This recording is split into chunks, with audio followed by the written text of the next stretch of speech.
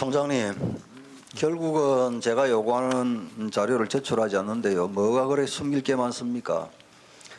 드루킹 사건은 추미애 전 민주당 대표가 고발하지 않았더라면 세상에서 덮일 뻔한 사건이었죠. 추미애 전 대표가 고발하고 경찰이 수사를 개시했지만 부실 수사 논란이 도마 위에 오르고 결국 특검까지 가서 김경수 지금 현재 경남지사를 포함해서 여러 명이 구속되기도 하고 불구속된 상태로 기소되기도 했는데 참 추미애 전 대표께서 제기했던 고발했던 사건을 계기로 그 뒤로 한번 시간을 거슬러 보죠. 드루킹 관련 사건이 작년 4월 14일부터 남부지검에 수사가 개시되고 5월 4일부터 5월 5일입니까? 고양지청에서 수사가 개시됐는데 총장님 단도직입적으로 이야기해서 그 두 청에서 했던 드루킹 관련 사건 수사 제대로 됐다고 보십니까? 아쉬움이 좀 있습니다. 아쉬움이라는 게 총장님 법률 용어입니까? 잘 된 겁니까? 잘 안 된 겁니까? 아쉬움이 있습니다. 어떤 면에서 아쉬움이 있습니까? 구체적으로 말씀해 보세요. 고양지청 사건의 경우에는 수사 의뢰된 내용에 너무 집착했던 것이 아니었나 하는 생각을 하고 있습니다. 수사 의뢰된 내용은 유사 총장님 기관 돌려 설치. 말씀하시지 마시고 수사 의뢰된 내용에 집착을 했으면 수사가 제대로 돼야죠. 어떤 부분이 구체적으로 아쉬움이 남습니까? 팩터별로 아쉽다는 뭐 이런 추상적인 감정적인 이야기 하시지 마시고. 고양지청 사건의 경우에는 유사기관 설치하고 단체 명의 선거운동하고 그다음에 매수 이해 유도 부분이 큰 덩어리 3개가 있습니다. 이 3개가 있는데 이 3개를 수사하기 위해서 고양지청에서 이메일 영장, 계좌 추적 영장 여러 가지를 넣었는데 이게 소명 부족으로 대부분 기각돼 버렸습니다. 그 최초의 보고서를 제가 사후에 최근에 그걸 받아봤는데 최초의 보고서에 어떻게 되어 있냐면 이메일 영장과 자금 추적, 계좌 추적 영장 이런 영장들을 열어본 다음에 총장님, 단서가 발견이 되면 총장님, 추가로 총장님 네. 주질이 마지막으로 하고 간사간 협의회에서 고양지청 사건 기록 가져다가 같이 열람합시다. 지금 법률적으로 그게 이 사건이 검찰에 고발하게 된 경위가 어떠냐면 중앙선거관리위원회에서 문재인 대통령 후보 당시 지지자였던 최모 씨가 오랜 기간 동안 너름나무에서 경공모가 댓글 작업을 한다는 걸 단서를 잡았어요. 그래서 중앙선관위 조사국장이 너름나무에 갑니다. 현장에. 그런데 당연히 그 사람들이 출입을 통제했겠죠. 더 이상 임의수사로서는 해법이 없다. 그래서 정리를 해서 남부지검에 간 거예요. 거기에는 너름나무 장소도 특정돼 있고 구체적으로 어떤 방식으로 댓글 작업을 한다는 게 다 적시가 돼 있어요. 그런데 가장 중요한 너름나무 압수수색조차도 시도를 안 했어요. 예? 뭐 이메일 계좌 법원 핑계 대면서 기각되었다. 그런 말씀하시니 그러니까 가장 기본적인 유사기관 설치의 가장 기본 핵심인 건물적 장소 압수수색 시도조차 안 했다고요. 그리고 사람 딱 한 명 조사했어요. 몇 달 동안. 네? 그러고 나서 갑자기 혐의 없으면 종결 처분해버리는 거예요. 아쉬움이 남는다고요? 이거는 검찰 존재의 문제입니다. 그 사건 기록 안 보셨죠? 총장님. 저는 기록을 보지 않았습니다. 한번 보십시오. 보시고도 아쉽다는 말로 대신할 수 있는지. 그러니까 제가 시작 단계부터 이러면 구체적으로 한번 목록부터라도 쭉 한번 보시고 하셔야지 지금 아무것도 안 보시고 그냥 뒤에서 정리해 주는 대로 지금 말씀하시는 그 부분이 저한테 온 그대로예요. 그런데 안 맞아요. 그럼 제가 다시 다시 의원님 보고 말씀하셨기 제가 때문에 제가 예, 살펴보도록 보충 질의 하겠습니다. 때 다시 한번 이 부분 여쭙게요. 문재인 대통령께서 9.19 평양선언하고 남북 군사합의서를 비준을 알고 계시죠? 네, 알고 있습니다. 예. 어제 김의겸 청와대 대변인이 뭐라고 했냐면 우리 자유한국당에서 이거는 국회의 동의를 받아야 된다고 하니 북한은 국가가 아니어서 동의 대상이 아니다라고 항변을 하고 했어요. 그런데 오늘 아침에 김의겸 대변인이 또 말을 바꿨어요. 문재인 대통령이 운명이라는 책에서 남북 합의서는 국가 간의 조약이라고 한 게 밝혀졌죠. 그러니까 김의겸 대변인이 이렇게 답을 해요. 헌법과 국가보안법상 남북 관계는 국가 대 국가 관계가 아니다. 이렇게 답을 해요. 오늘 그거 혹시 보셨어요? 오늘 오전에 네, 봤습니다. 한번 보세요. 자, 헌법과 국가보안법상 북한은 국가가 아니다. 지금 현재 우리 대부분의 확고한 판례도 그렇고 우리 헌법과 국가보안법상 북한은 어떻게 돼 있죠? 반국가 단체로. 반국가 단체가 뭐죠? 국가보안법 2조 반국가 단체는 이렇게 돼 있어요. 정부를 참칭하거나 국가를 변란할 것을 목적으로 하는 국내외의 결사 또는 집단이다. 이게 반국가 단체예요. 자, 김의겸 대변인 말대로 하면 국가보안법상 북한은 반국가 단체예요.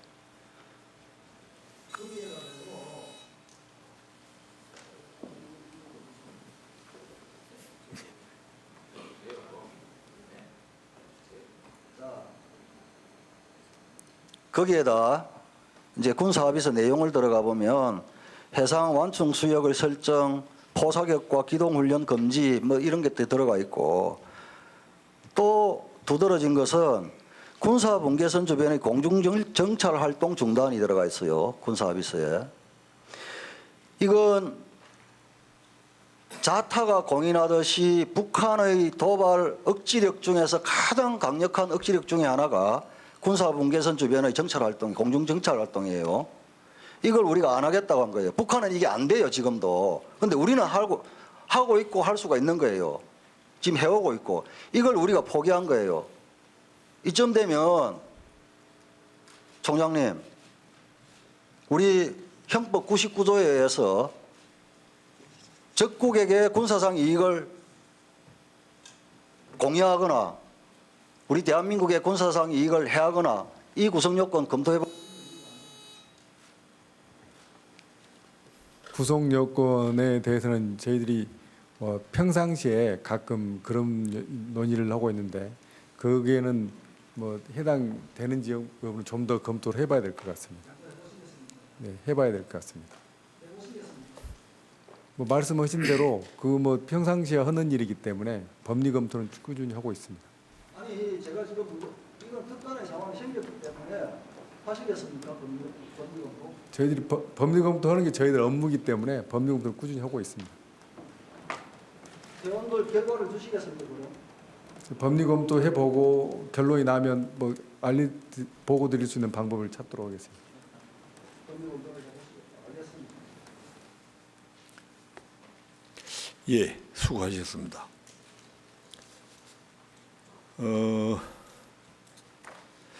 이것으로서 주 질의가 다 끝났습니다.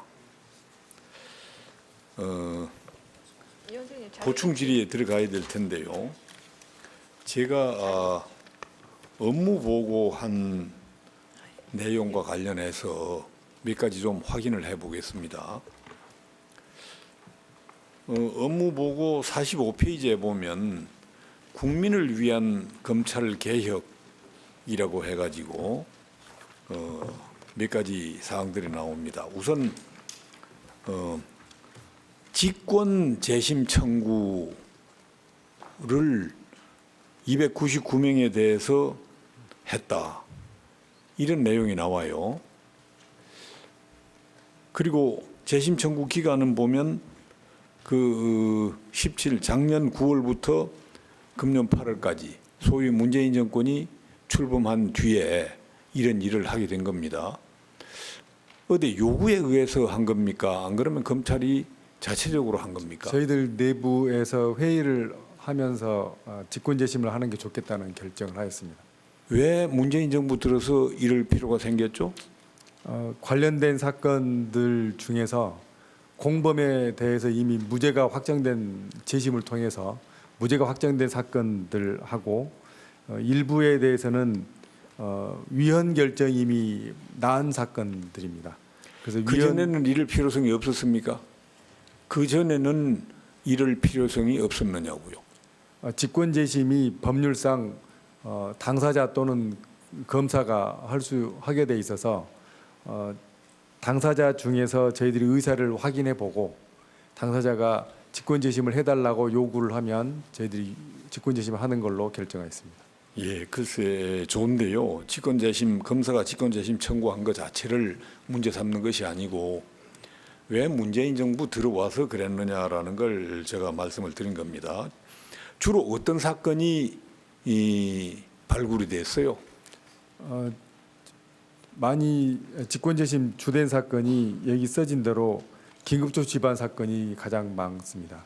긴급조치가 그 당시 유신 시대에 긴급조치를 위헌 결정하여서 위법한 조치에 위반한 거라서 그건 재심 청구가 당사자가 원하면 직권 재심을 해주는 걸로 하였고, 또 하나는 5.18 민주화 운동 관련된 사건들도 이미 그 당시 고문에 의해서 한 거라는 그 확정 판결이 있었기 때문에 거기에 예. 맞춰서 한 겁니다. 예. 뭐 결국 정치적 환경이 변하니까 거기에 부응해서 하신 것으로 이렇게 보여집니다. 검사는 준사법기관 아닙니까? 정치적 중립이 절대적으로 필요하죠. 아주 중요하고 정치적 환경의 변화에 따라서 검찰의 태도나 입장이 자꾸 바뀌면 안 됩니다.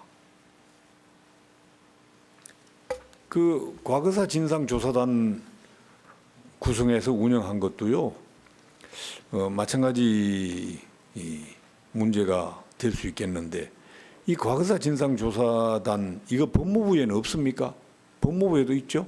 법무부는 과거사 진상조사위원회가 있습니다. 뭐 위원회나 단이나 뭐 과거사 진상조사하는 거는 마찬가지 아니겠어요? 위원회는 심의 의결하는 기구고, 조사단은 실제 이제 기록을 열어보는 그 감찰 차원에서 기록을 열어보는 그런.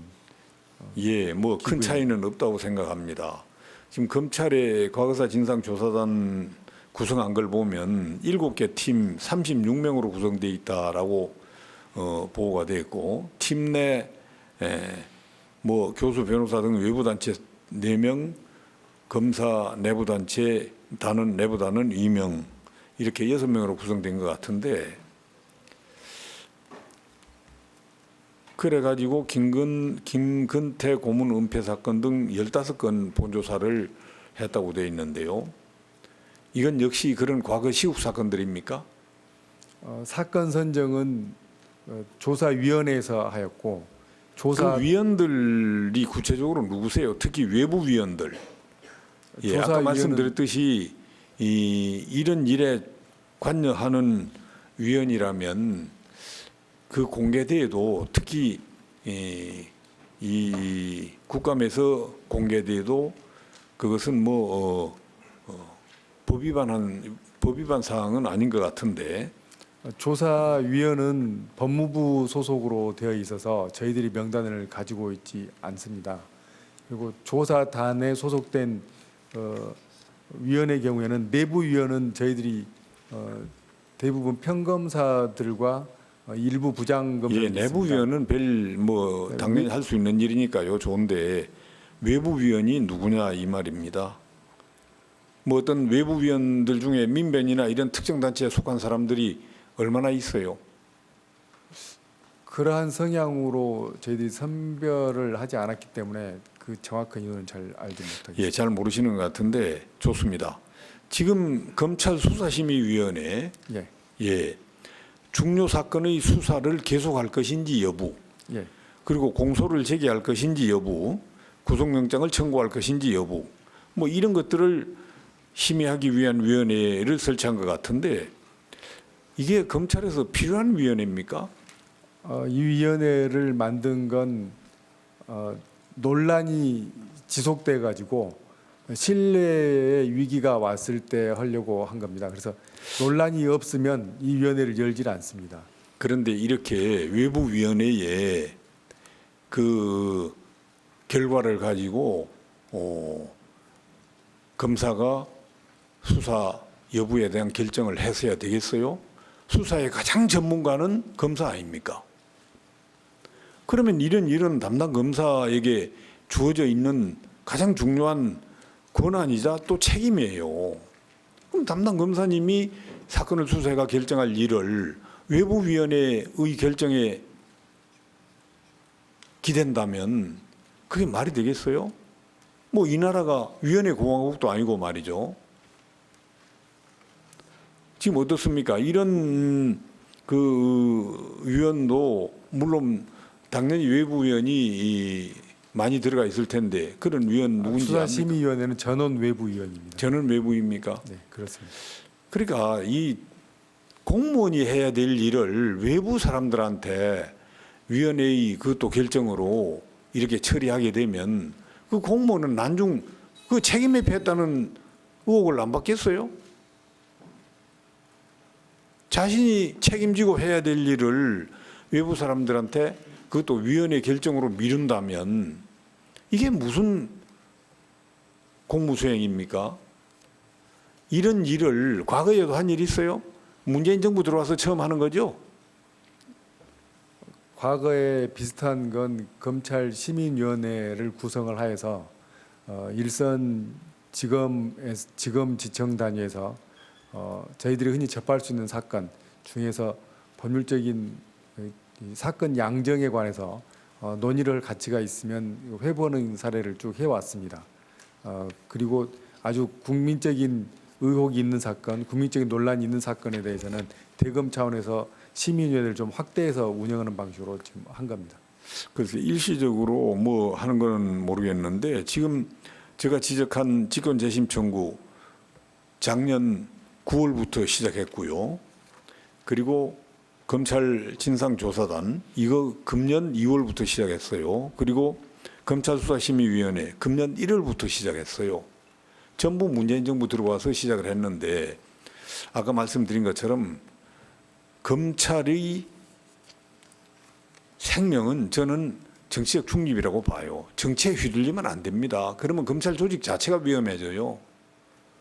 예. 이 정치적 환경의 변화에 따라서 이렇게 뭐 특정 일을 하고 안 하고 이거 결정하고 이러면 정말 곤란해질 수 있습니다. 잘 중심을 잡아 주시기 바랍니다. 위원장님 말씀을 유념하도록 하겠습니다. 예. 예. 그러면 송기현 위원님 제가 발언하십시오. 여당 간사를 하면서 가능하면 다른 의원들 질문에 대해서는 발언을 하지 않는 걸로 전 애를 쓰는데 방금 우리 김덕 간사님 질문이 굉장히 부적절하지 않았나 저는 생각합니다. 김덕 간사님 말씀이 마치 지금 정부에서 뭐 내란이나 이런 것을 하는 것처럼 그런 취지로 질문하셨는데 실제로 뭐 형법상 내란죄가 그런 규정도 아닐 뿐 아니라 구속력이 그렇게 되어 있지도 않고 전혀 맞지도 않는 것은 당연하긴 한데 마치 그런 부분 군사합의서 한 것이 내란에 준하는 어떤 행동을 한 것이 아니냐 이런 취지로 해서 총장한테 법리 검토를 하라 이렇게 말씀하신 것은 굉장히 부적절하고 좀 우리 법사위원회에서 질문해야 되는 어느 정도 수위를 넘어가지 않았나 그런 생각이 들고. 예. 네? 예. 발언하시는데 예. 저 발언권 제가 얻고 원래 하십시오. 안 하잖아요. 잘 안 해요. 근데 이거 네. 저 심하잖아요. 그건 또 질문 취지가. 예.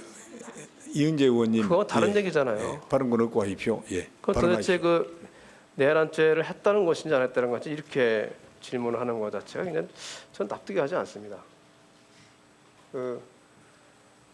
질의를 하시는 것도 그런 점에 대해서 어느 정도 선을 지켜주시면서 하셔야 되지 않은가 저는 그런 생각을 하고 뭐 내란죄라는 것이 뭐 잘 아시겠지만 뭐 폭동을 하거나 그런 경우에 해당되는 것이지.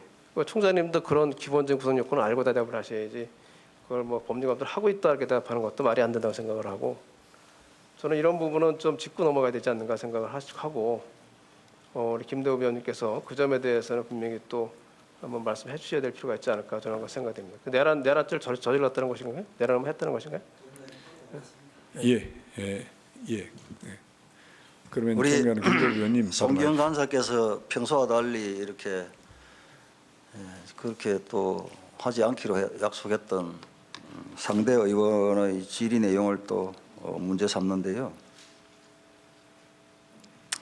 제가 이렇게 여쭤본 것은 김의겸 대변인이 오늘 헌법과 국가보안법상 북한은 국가가 아니다. 맞죠? 그러면 반국가 단체입니다. 대법원 판례상. 그리고 제가 우리 송기영 간사께서 질의 내용을 좀 잘못 이해하신 것 같은데 저는 내란죄를 거론하지 않았습니다. 분명히 형법 99조라고 이야기했고요. 형법 99조 구성 요건은 대한민국의 군사상 이익을 해하거나 적국에게 군사상 이익을 공유한 것, 요게 딱 단순하게 그저 형법 99조 일반 이적죄입니다. 내란죄는 제가 언급도 하지 않았고요. 그 속기록 보시면 알고요.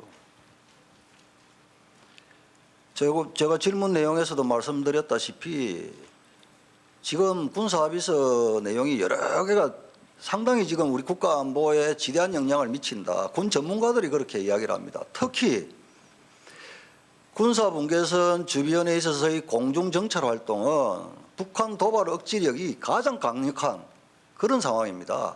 지금 북한은 기술적으로든 어떤 형태든 지금 그게 안 되고 있고요. 우리는 하고 있는 거예요. 재래식 무기들 아무리 같이 마트레이드 해가지고 군축하자 좋다는 거예요. 그러면 우리만 가지고 있고 우리가 우월적으로 기능을 하고 있는 것은 지켜야 하는 거예요. 그게 군사분계선상 공중정찰 활동인 거예요. 이걸 놓는다 그러면 우리는 지금 재래식 측면에서는 우리가 지금 국방력이 딸리지 않습니까?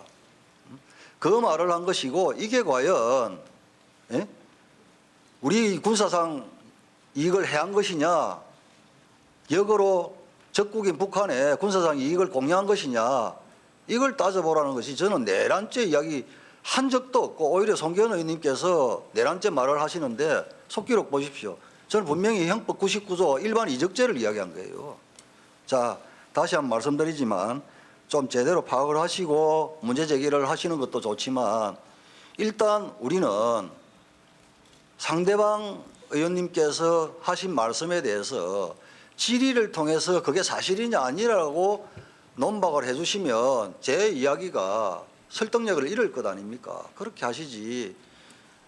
좀 팩트도 잘못 짚으신 것 같고 앞으로도 좀 그 상대방 의원이 이야기하는 것에 대해서는 질의 내용을 문제 삼거나 평가하는 것은 서로가